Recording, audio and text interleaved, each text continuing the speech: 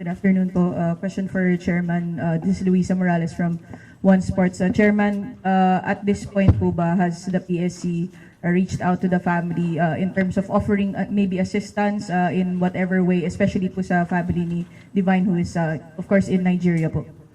Yes, Luisa, thank you. Every time something like this happens, it is SOP on the part of PSC to support and reach out to the families. During the earthquake in Cebu, where 6 basketball players and referees died, tumulong po ang PSC dyan. Nung namatay po yung isang atletang nagtitraining para sa palarong pambansa, tumulong po ang PSC dyan. As a matter of fact, after this press conference, ako po ay patungo sa makikiramay sa Arlington. Kasama ko po Secretary General ng Palarong Pambansa and USEC Malcolm Garma para makiramay sa pamilya. At yes po, tutulong po ang PSC sa pamilya ni Rene at sa pamilya ni Divine. Question po for ED Rebo.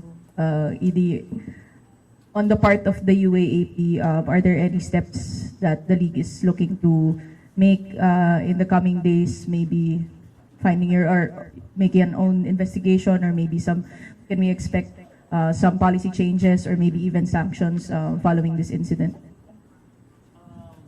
Luisa, we already did. In fact, yesterday we had the joint committee meeting scheduled, and President Mark Molina of FEU actually canceled some items and made this the first order of the day. And this is the second step actually. Nag-align kami for economy and symmetry because of the resources of the Office of the PSC as well as the numerous stakeholders. Ang isang resolution namin yesterday, not to run counter with all the other ongoing investigations of the lead agencies, sumama rin muna dito and see where we can help. So it's been 2 days and the 2 concrete steps were already taken, and we're committed to continue those efforts.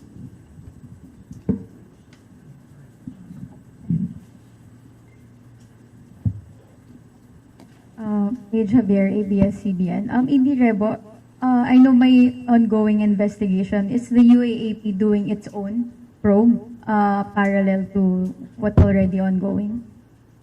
Again, for economy and symmetry, we decided muna to wait. For context, I'm sure that you're aware of previous incidents before. Just to clarify that in those cases, we have waited for the official reports, all of them. And of course, we would like to hear from the concerned parties as a part of elementary due process. And so, kahapon was organizational, today was also organizational, and meron naman kaming narating at may resolutions na in fact.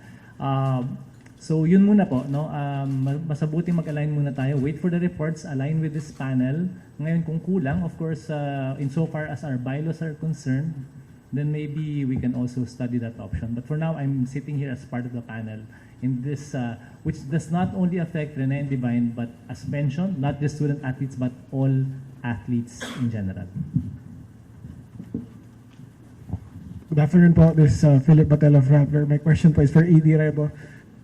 ED, question po. Since we've had the unfortunate thing of many of our student athletes have passed away during these past few seasons, is the UAP looking at a policy na perhaps sa training magkaroon ng requirement like a safety officer or a person who needs first aid, who knows first aid to attend to these kinds of incidents? Okay, thank you for that question.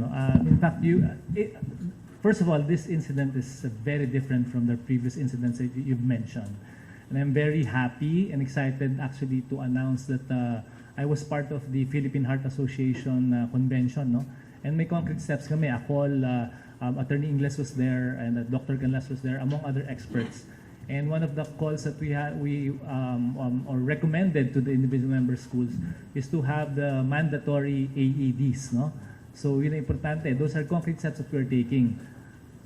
Not expecting that something like this would happen. So same thing, in terms of crafting these policies, you have to understand also that as an athletic association, we try to give reminders to our member schools. But ang talagang focus namin and the Office of the Executive Director is really in the holding of our events. So pag tayo nagpalaro, for sure meron dalawang AED.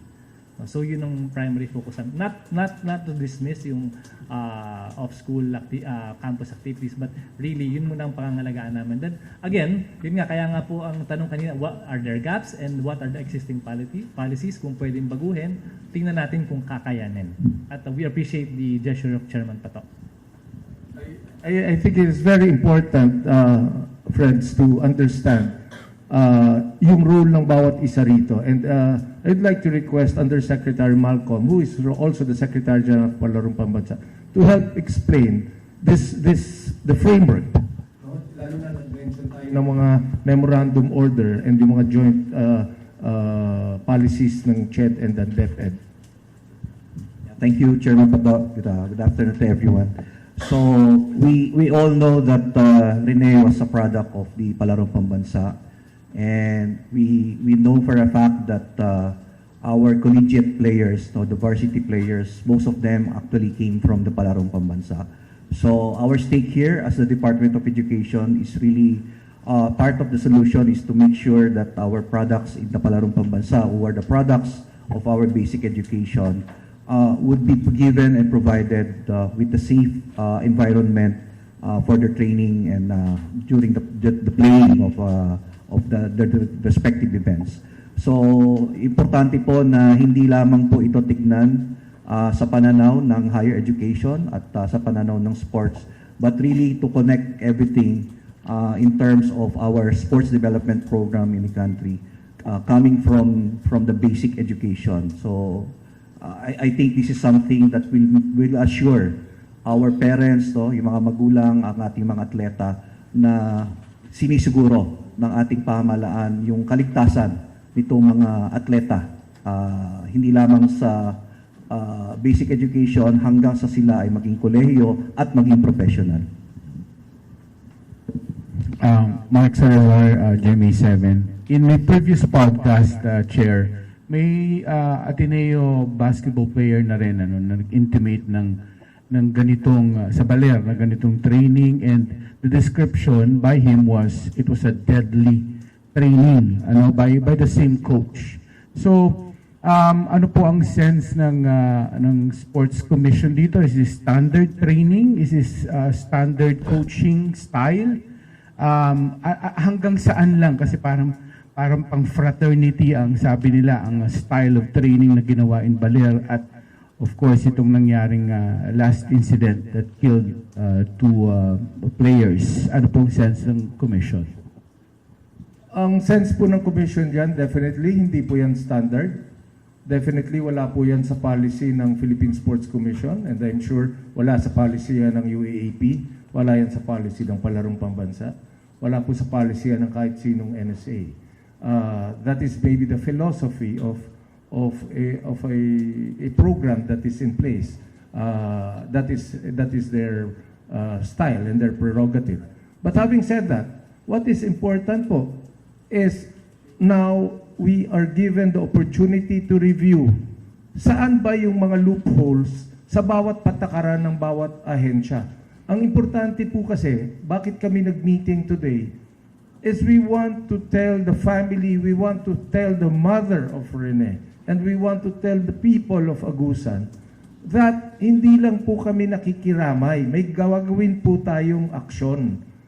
As I speak, I've coordinated with Secretary John Vic Rimulya in the last 24 hours. Ito po yung ating mga kasama sa CHED, DepEd, UAAP, National Youth Commission at PSC, nag-meeting na. Meron po kaming pinag-usapan kanina that we will make ourselves available in the next 72 hours para lang siguraduhin na kung kailangan kaming panayam sa ibang ahensya ng gobyerno, nandito kami. Pangalawa po, I was informed by the UAAP Executive Director na ang eskwelahang Ateneo ay open na maimbitahan sa panel na ito. Kaya po sila hindi na imbitihan ngayon because it is an organizational meeting. It is a message to everyone that we, the government agencies involved in sports and education, we are all together in making sure that we address this problem once and for all.